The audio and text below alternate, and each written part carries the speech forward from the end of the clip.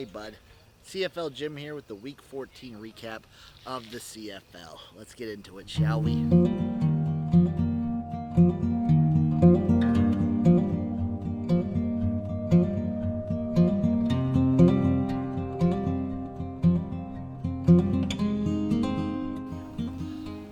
Let's begin with game number 1, where the BC Lions defeated the Montreal Alouettes 37-23.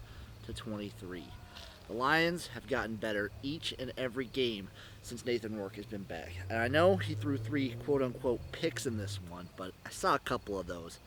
Not all of them his fault. One of them for sure, but not all of them his fault. The real story for the Lions in this game, though, has to be their defense and stand back. He was out for blood here.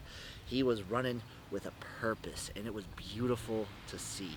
Montreal, the Alouettes, to me, just didn't come out with the juice. They didn't have the chutzpah. They didn't have gumption in how they played. They just, not a lot of big downfield passes, and when they would attempt them, it just wouldn't really go anywhere. It wasn't working out.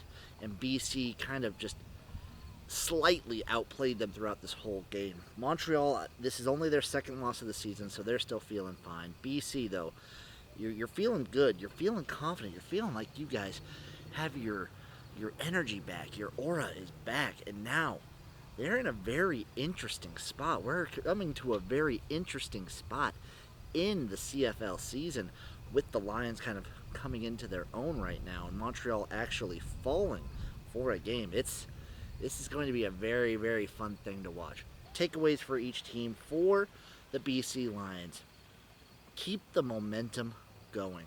Rourke has looked better, and he had some good runs too, but you just got to limit the turnovers. That's all you got to do. I feel like they can do that. For the Montreal Alouettes, you're all right. You're fine. This is only your second loss of the season. You still have plenty of weeks to go. You're in a fine spot. You already have a playoff spot secured. You're feeling good, so don't sweat it if you're the Montreal Alouettes. Game number 2, we had the Toronto Argonauts coming in to Ottawa to take on the Red Blacks, with the Red Blacks winning this one 41-27.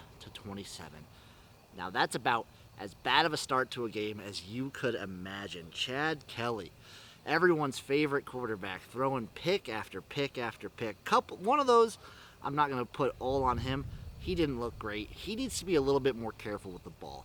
I think Chad Kelly can be a good quarterback, can even be a great quarterback in this league. He's just a little too reckless with the ball, if you ask me. The Red Blacks defense is just mwah. It's a thing of beauty to watch. This is a very good defensive team. They play football in what my pop says, the right way. They run the ball well, they play good defense, and they're solid at the quarterback position. Good special teams too. This team is just solid. The Red Blacks don't wow. They just do everything good. Like, they don't jump out on you when you look on the stat sheet. They don't wow you when you watch the game, but they're just good. That might not sound like a compliment. I assure you it is, Red Blacks fans. Toronto, be a little bit more careful on offense, okay? It's hard to win a game like this when you're giving out picks left and right. They got away from you, so just throw this one in the garbage, move forward. You're going to be all right. For the Red Blacks, boy, you guys have a good team. Keep playing like this, and you can be in a game with anybody. And when you're in a game with anybody, anything can happen. This team has the potential to make it and win the Grey Cup this year. I fully believe that. Let's go, Red Black Nation. Game number 3, we had another rendition of the Banjo Bowl with the Winnipeg Blue Bombers winning this one 26-21. As always, it was a great game, super fun to watch, very exciting. And also, as always, this is the same old for the Saskatchewan Roughriders.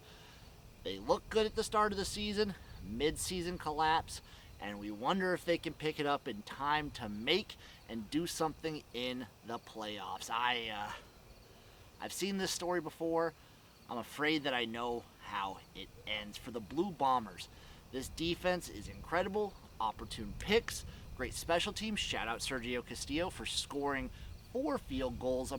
I'd say a majority. They got 2 touchdowns, but still, he's the backbone of this team, keeping them in games, because as well as the Bombers have been doing, their offense, to me, has not been amazing. It's been fine, but it's not been amazing. They've relied on their excellent defense and fantastic special teams.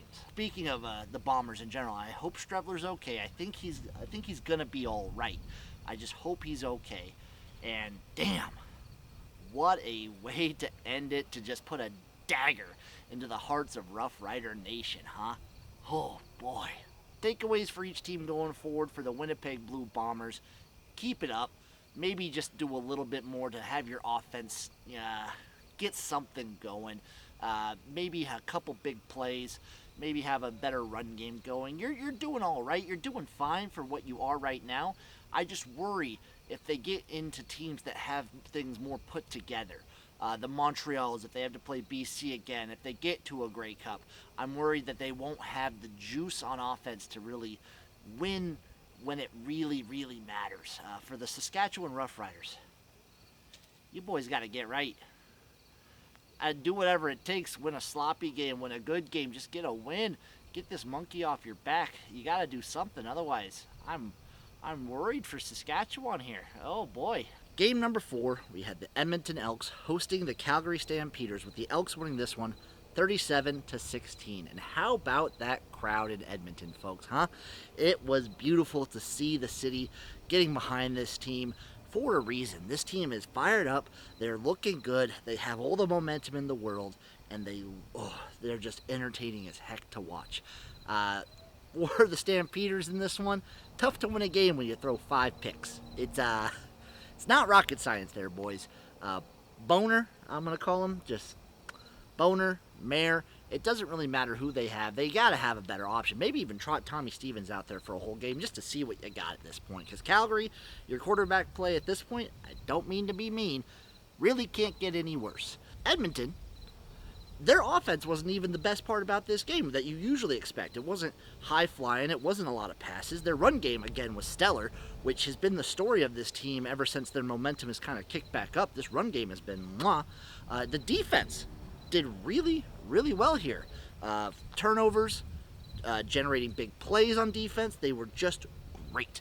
Maybe that has something to do with who they're playing in Calgary, but I'll still take it. This Edmonton team is fun.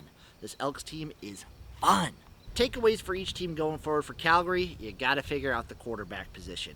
You got to do something, and you got to do it fast, because your season, it maybe is hanging on by a thread.